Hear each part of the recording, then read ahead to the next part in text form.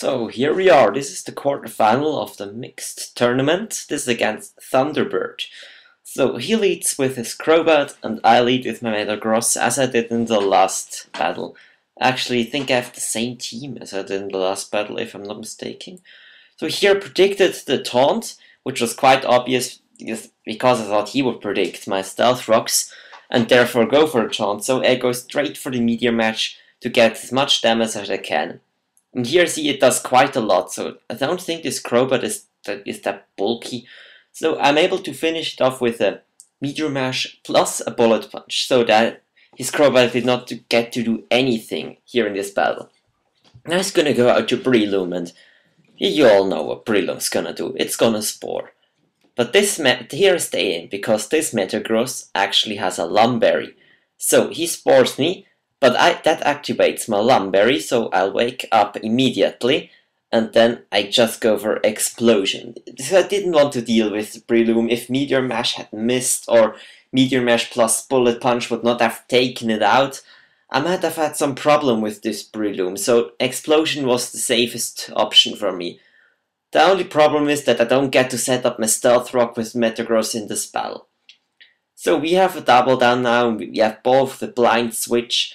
I decided to go out to Nidoking because it can hit pretty much everything hard, but he goes out that is something that's faster and has a super effective move. I go to Feraligator, predicting Ice Punch. I don't know why, I totally forgot that this, as Medicham, also have Psycho Cut. But I take it quite well. I thought it would do a bit more. Here I thought he would stay in, go for another Psycho Cut, so I go for Swords Dance, so that I can finish it off with an Aqua Jet after I use the Swords Dance. But he switches out, goes to a Scizor. No, Scizor, or how do you ever pronounce it? I go for Earthquake, because this is the strongest move I have on this Feraligator, and I don't think it would kill me. It would kill Scizor. I did not think it would go for a Bullet Punch, because I resisted. It does not kill, but he goes for an Aerial Ace, which I've never seen on a Scizor before. I thought he would go for a Bug Bite, or X-Scissor, or even U-Turn. I did not know what this Scizor was. So he's pretty low, and I think he would go for a Bullet Punch, but I have Aqua Jet and I'm faster, so I'm able to take it out. And the Life Orb leaves me at 2 HP. He goes out to an Altaria, and I said, well, maybe I'm faster and I kill with an Ice Punch, but I'm not. And he kills me with his Dragon Claw. I don't think it would have, Aqua Jet would have done that much, although I was +2 in the Torrent Rage. I go to Nidoking, expecting to be faster, but I'm not.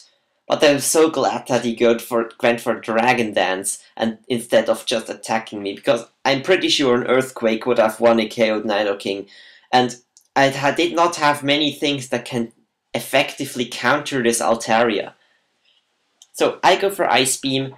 The Altaria, I don't think it's EV trained in special defense or something. It looks like it's a very offensive Dragon Dancer with a lot of speed IVs.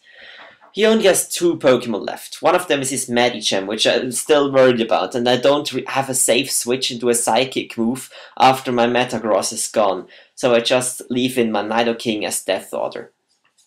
So Nidoking goes down, but now I still have 3 Pokemon remaining, which I'm pretty sure I can work around this Medicham here. So I go out to my Gyarados. Yes, I go to Gyarados. And here I actually misclick. I went to go for a Dragon Dance, predicting his switch out, but I went for a Waterfall instead. It did not change that much, but he goes out to Persian, his last, and I go for a Waterfall, and I think this Waterfall will do quite a lot, because Gyarados has naturally high attack, and Waterfall is pretty powerful. He lives with a few HP, and is able to get up his Swift, which shows me that he's a nasty plot Persian and not one of these fake out U-turn leads, something like this. I actually have one of my own, but I've rarely ever used it, and the only time I used it, and I failed. So I did not think he would be Life Orb, so I went for a Waterfall just in case he wasn't. And now he's going to Medicham. I think he will lock himself into Psycho Cut and not Thunder Punch. So I switched out to Sceptile as Death Order because I didn't show him my last yet, and I'm pretty sure my last Pokemon can handle this Medicham. So Sceptile barely lives, but since Medicham is scarfed, he can outspeed me and kill me with one more Psycho Cut. But I'm pretty sure I have this game in the bag because my last Pokemon is my Hitmontop, which has Fake Out and other priority moves, so I go for it. And I think it does a little less than half, so I was not sure if I could kill it with a Bullet Punch, and I did not want to risk it.